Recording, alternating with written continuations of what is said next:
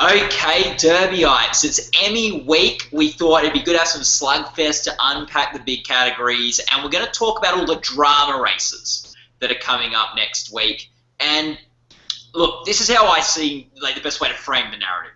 We have two series on a collision course on the road to Emmy history.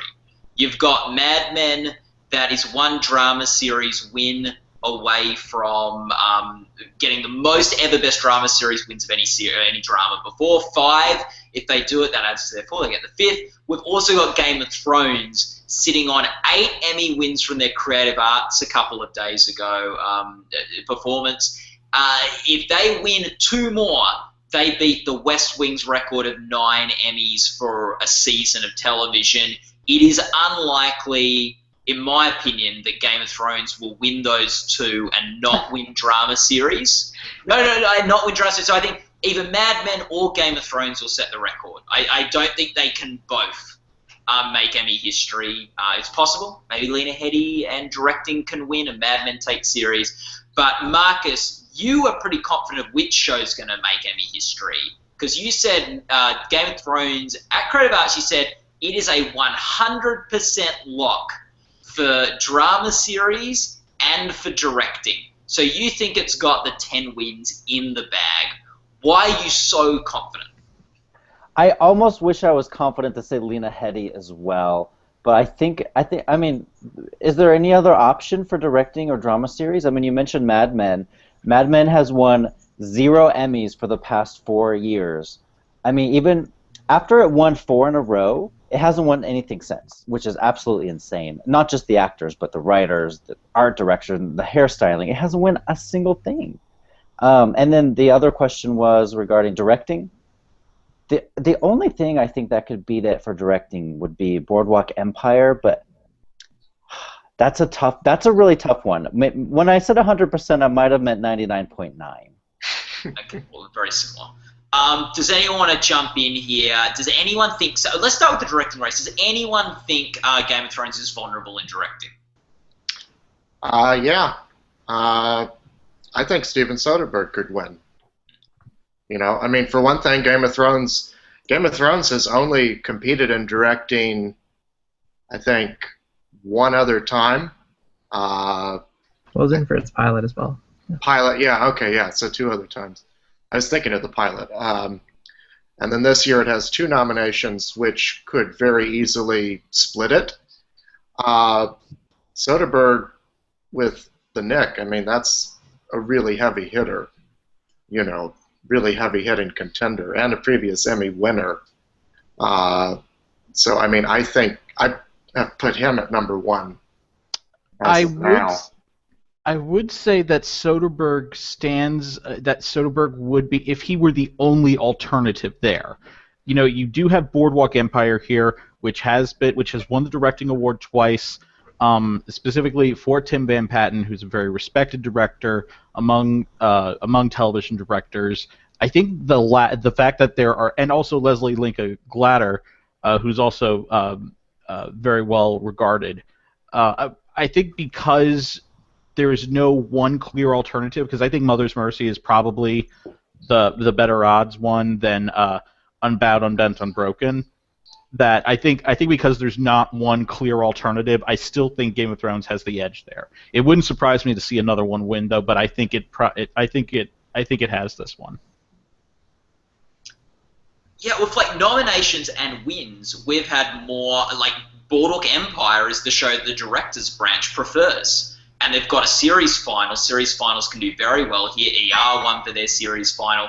I'm picking Boardwalk to win that directing award, and I think, especially with Game of Thrones having 2 shows in the mix. The other thing that I think is just that needs to be is that I think if a show usually does this well in creative arts, it usually will pick up the directing prize. I have a sheet somewhere, and I don't have it with me right now, but I have a sheet somewhere of the past several years of this, and that's usually a correlation you can find if a show, dominates creative arts the way that Game of Thrones did this year. Directing would seem to be a natural thing to follow. Well, Game of Thrones has never won directing, and it was snubbed for its 2nd and 3rd seasons, and we are in a popular vote now. So if it reflects the Guild, Homeland, and Boardwalk Empire went there. But I think that it wasn't nominated is made up for the fact by now it has 2 nominations. Yeah, very interesting. Writing, I think Mad Men's sort of in the box seat there. The writers' branch has always loved Mad Men. They're giving it lots of nominations some years. It's won the category a couple of times. Does anyone think Mad Men's going to lose writing? I don't know. After Mad Men lost, they didn't win last time it won drama series. So that's something to keep in mind. And that was for the Suitcase.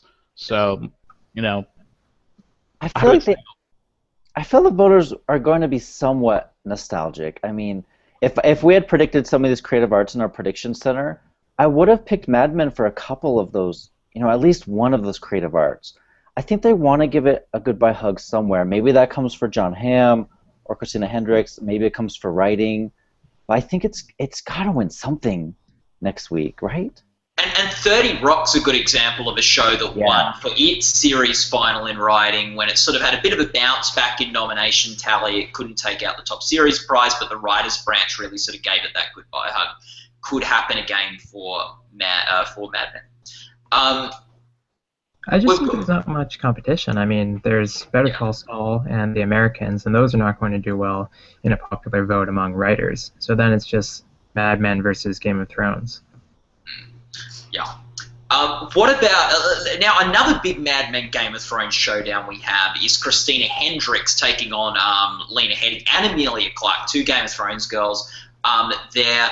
Joel Derby projects that Lena Headey is going to win that. So if the directing projection and the Lena Headey projection come to fruition, that means they will hit that magic number of 10 before the drama series ballots open.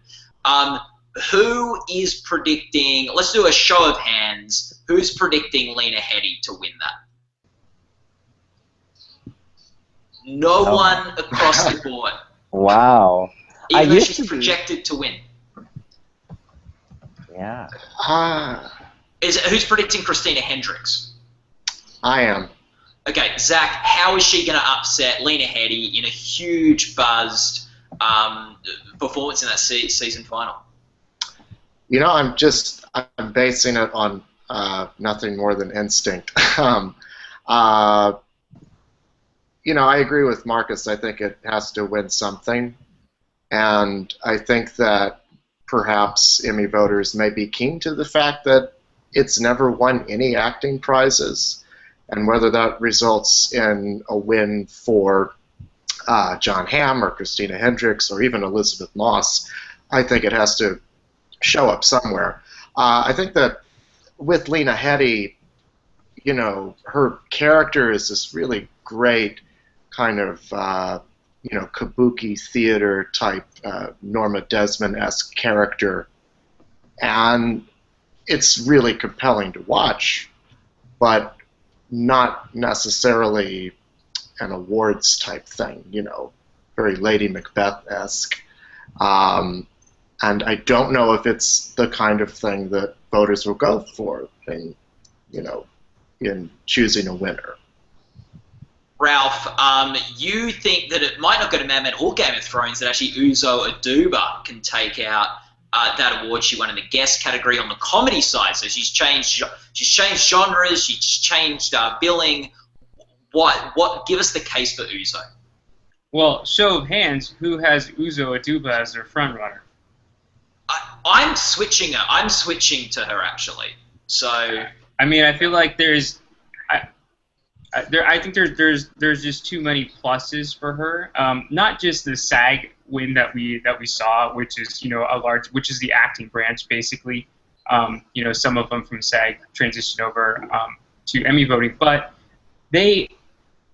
Orange is the New Black got slaughtered this year going into drama series. Only went from the highest total comedy nominations last year to tied for the lowest total drama nominations this year.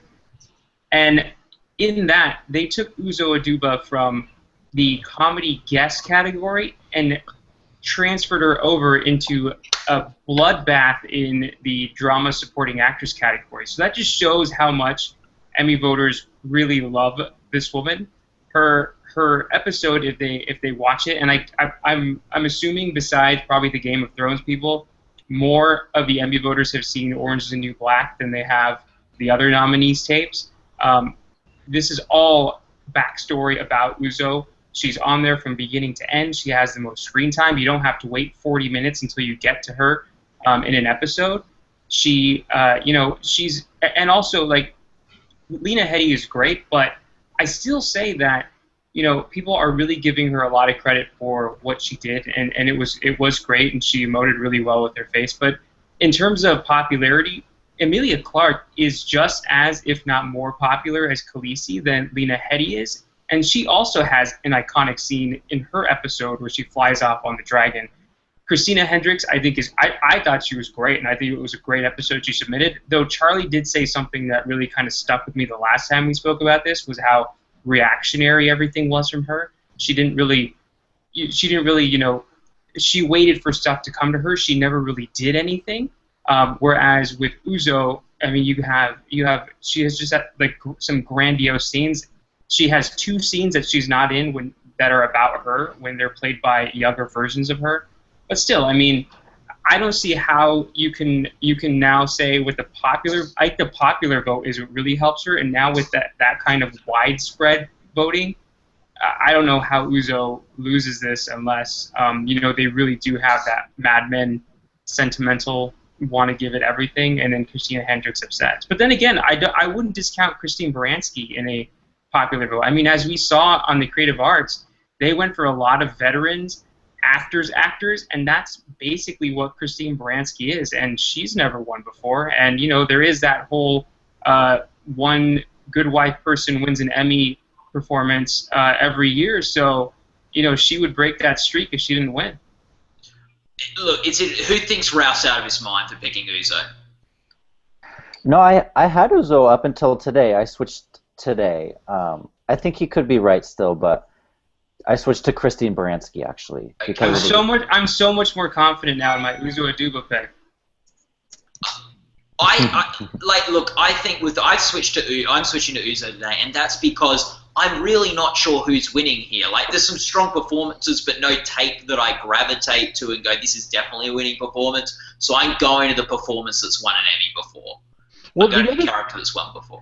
The other thing about this is that we don't know how this new voting system is going to reflect. I mean, we might, in past years we've been able to say, okay, look at the episodes. It's going to be a very limited pool of people, and now we have this much more expanded thing, and we honestly don't know how it's going to play out. Honestly, we're going to be using the results this year to base how we're going to judge next year, honestly, because we're going to go, okay, they did this, this, and this. No, next year we'll have a new voting system. Enough of this. The Margot Martindale rule, because she won, everything's up for grabs next year. And look, the fact that she won means no matter what you predict, you're not an idiot, because Margot Martindale just won for a 2-minute performance. Yeah, you had bizarre winners in the old system too. It's not like this new system. Like you can't just take one bizarre winner and Merritt Weaver was a pretty bizarre winner. You're right. Yeah. We did. I just don't want to it's a too small a sample size. I feel to make any snap judgments about how the voting system is. We'll have about 12 more acting categories on the weekend to help us with that. What about lead actor in a drama? It's Jon Hamm's last chance of winning for this character. He didn't win for Kimmy Schmidt on the weekend, so he's still not an Emmy winner. Who's the best positioned to stand in Hamm's way, Charlie? It's a tie between Kyle Chandler and Bob Odenkirk. Is anyone picking Hamm to lose? I don't know. I can't even remember who I have in first place right now. Well, call it now, Charlie. Oh God, too much pressure. Riley, you have Kevin Spacey, right? Yeah, I've got Kevin Spacey. I mean, if people why Riley? That's a silly pick. No, I have him in second. He just won SAG. I mean, if people are so desperate to give Jon Hamm an Emmy, how come they didn't vote for him for Unbreakable Kimmy Schmidt? Because they want Don Draper to win the Emmy. No, Riley's right. Wouldn't you vote for both, Brad- just to be sure? Well, no, because Bradley Whitford's playing transgender, which is a very niche issue at the moment. Oh, no. Yeah, that was comedy. Yeah. So I thought I was talking about the drama. Supporting actor, guest actor for a second. But no, I think there were reasons to vote for Bradley over John, and those reasons aren't present in this drama, the lead actor race. I mean, it's not that absurd to think that Kevin Spacey could win. I recently put him in second place just because, and we can get to this later, but I mean, House of Cards could have a much better showing than anyone is predicting. I mean, it, after all, won a prize for Reggie Cathy last night, which nobody was expecting. It won for music, so, I mean, I'm not predicting him to win, but it wouldn't surprise me, Yeah, not at all. Yeah. I don't know. I don't think House of Cards has the I think if they watch the tapes, I could see a vote for Odenkirk or Daniels. But Daniels is the other one I forgot. Yeah. Or I could see a vote for Ham. I think on tapes one of those three wins. Not Kyle Chandler? His tape's good. His tape's fine. John Hamm. I don't think it stands out like the other three do. John Hamm on tapes. Why are you leading this conversation? John Hamm had the worst tape in a whole lot of them. That's not true. No, that's not true. That's extremely true. If you watch the tapes, it's obvious. I've watched the tapes, and it's not true. It might, look, I can see, an actor could watch it and think, oh, I prefer Kyle Chandler's to John Hamm's. But I think, given it's the series final, there's an added nostalgia to that performance and weight to that performance as a tape, not just out. I think I could see a voter watching that the same way they watch Kyle Chandler's tape for Friday Night Lights. And we may have not thought that was the greatest performance put forward, but it was a performance that, because it was the final, had more weight to it. And that was a tape system that Kyle Chandler won under. And I gotta say, I think it's a mistake if we're leaving out one person here, Liev Schreiber. His tape is good. Yeah, I have him in third. I have him after. I have him third. I have him in last right now, but dear God, I mean, this is a really, really tough race. Most people would think that this is just, John Hamm's to lose, but at least on the quality of the tape submissions, it is a really tight race. And now we have all these other factors to consider because of the expanded voting system. And I really don't know what to do at this point. I think on tapes, if this was last year's system, I still give Ham the edge. I'd be picking Dan. And the broader expansion of the category gives him a huge. That's the only reason he's gonna win is because of the new voting system. If it was based on tapes, he'd be down there with Kevin Spacey. Yeah. Based on tapes, I don't like saying the word tapes, but based on episodes, Kevin Spacey I think is in sixth. Fifth or sixth. But Riley said something earlier that I just want to repeat. If there's such a love fest for John Hamm going on in Hollywood, in the industry, he would have won at the Creative Arts. There's no question. I think we're overthinking this John Hamm thing. I'm this close to putting him in number one, but I can't do it. To read into him losing guest actor, in a comedy series for why he's not going to win, is insane. If he had won, I can guarantee you, if he had won that guest actor, you guys would be saying, oh, they gave it to him on Saturday, so they obviously didn't vote for him for the drama lead actor prize. That was where they honoured him, and now he lost. It's like, oh, if they really wanted to give it to John Hamm for drama actor, they would have voted for him in the other category. The fact he didn't win on Saturday actually helps his case for this week's. I think it's true. I mean, a lot of to agree with your point, Matt. I think it's not just a desire to give him an Emmy; it's a desire to give Don Draper an Emmy. Exactly. Because it's an iconic role. In a series that they've loved for a long time, and they probably kept thinking, well, we'll just give it to him next year. We'll give it to him next year. Well, but there is no haven't next loved year. for the past 3 years. Well, love can come back. It hasn't been true in my life. Let's switch to drama series now, because we're hitting on this Mad Men love, this Mad Men sentiment. I think, and Marcus, to say that Game of Thrones has a 100% chance of winning Best Drama Series at the Emmys, I think there is some Mad Men sentiment there. I think. Why didn't it win anything on Saturday? What did we think it would win on Saturday? I don't know, but why didn't it win anything? In a Friday. Where's my list? Where's my goddamn list? I was not expecting to win anything. Using creative arts to judge primetime ceremonies is fool's gold. Until this year, when everything is a popular vote. Yeah, but it's still different branches voting in different categories. Like it's still they all vote for the big one, but and all none of those them voted for branches Mad Men. are voting for the main one. It's like the Oscars this year when all the branches get to vote. It's like Lord of the Rings when all of the branches gave all of the Oscars, and then they now collectively are going to vote for the one that they like the most. That's exactly what it's like. Okay, I know that, yes, very good, Ralph, but I still disagree. Like, we haven't had the Matt, can you be an expert? You're gonna hurt our editors. Oh my God! Why are you on? I'm picking Game of Thrones. Oh, okay. I'm picking Game of Thrones to win.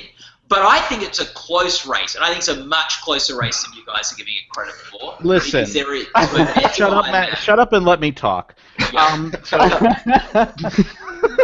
like an intervention toward Matt. Even though he has the eventual result in his picks.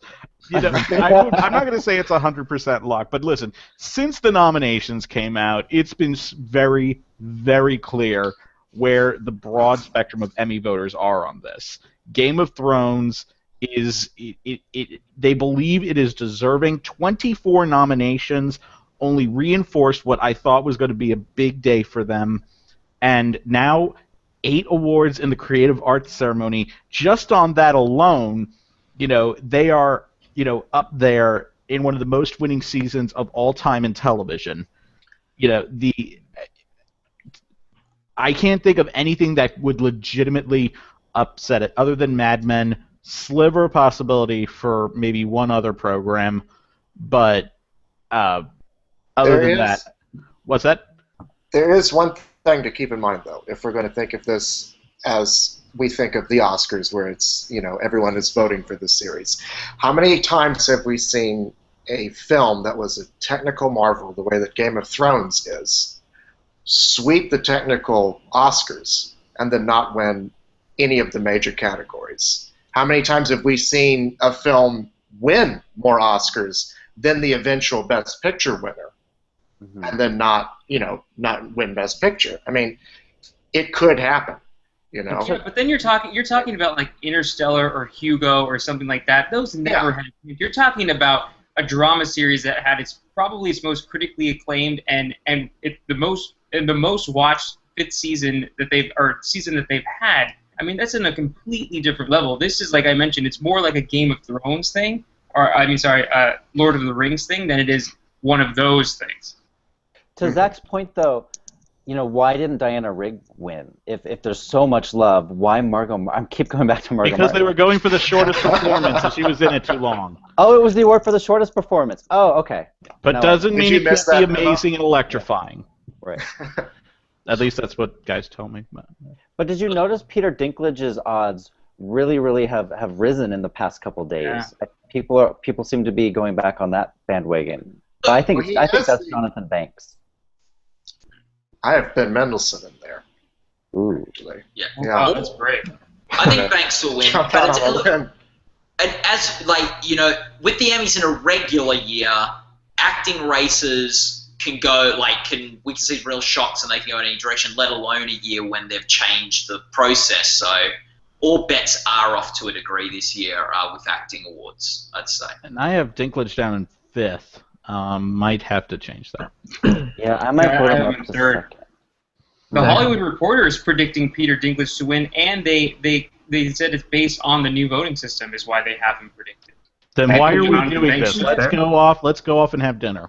I I think Michael Kelly has a great shot because Yes, he he's got a really good crack. He's got if he won that, would not be 5 acting nominations. The actors loved House of Cards. Obviously, I think he's got a great shot. He had a great season. He submitted a great tape. Michael Kelly wins. That would not be a surprise at all. We haven't really delved into the best actress in a drama race. I was sort of avoiding that in the sense that there are so many directions they can go here. It has been discussed very comprehensively by a lot of us already, all the pros and cons. Let's go down the line. Everyone just say who you're predicting and what your number one reason is. If anyone says anything stupid, we'll jump in. Charles. Oh, Christ, I'm first. Right now I have Taraji P. Henson in number 1, mainly because of tape. And, well, you just shut the hell up, Marcus, and let me finish. For tape? Can I finish? Can I finish? Okay, I'm finished. But no, I have her in first place right now, mainly because of tape and, God, really just the tape. You know, the buzz popularity in general for the show is big, but not with Emmy voters, obviously. I have Robin Wright in a close second. I'm very possibly going to switch those two. Marcus. Viola Davis wig next. Okay, You didn't even submit that goddamn episode. That's a very good point. So, Ralph. I have right now Tatiana Maslany winning. Liar. Okay, I think you have Viola. Are you gonna pick? Are you gonna stick with her? I don't know. I just changed her from Robin Wright yesterday. Okay. So I may go back to Robin Wright or Taraji P. Henson. Those are the only 3 that I'm giving a chance to win. That is such an inaccessible performance. Oh, jeez. Yeah. Riley. I have Viola Davis because of SAG, but I have Tatiana Maslany second because this is the first year the voters have ever seen Orphan Black. I don't think that her past snubs are a factor because I think that the way that she got nominated was Orphan Black was the only comedy or drama that was made available for screening on the SAG website during voting this year. So when all the SAG voters were watching, you know, Birdman, Boyhood, The Cake, The Judge, then they pop over to the television side of their ballot and there's Orphan Black, this thing that they've never seen before. So they watch that, you know, they love her performance, and then even though BBC America did, you know, terrible campaign for the Emmys, they still remembered it from then, and, you know, why would they not vote for her after they've seen her? So I think she's a wild card. We don't know how popular she is. Zach? I just switched today to Robin Wright, and I moved up Claire Danes.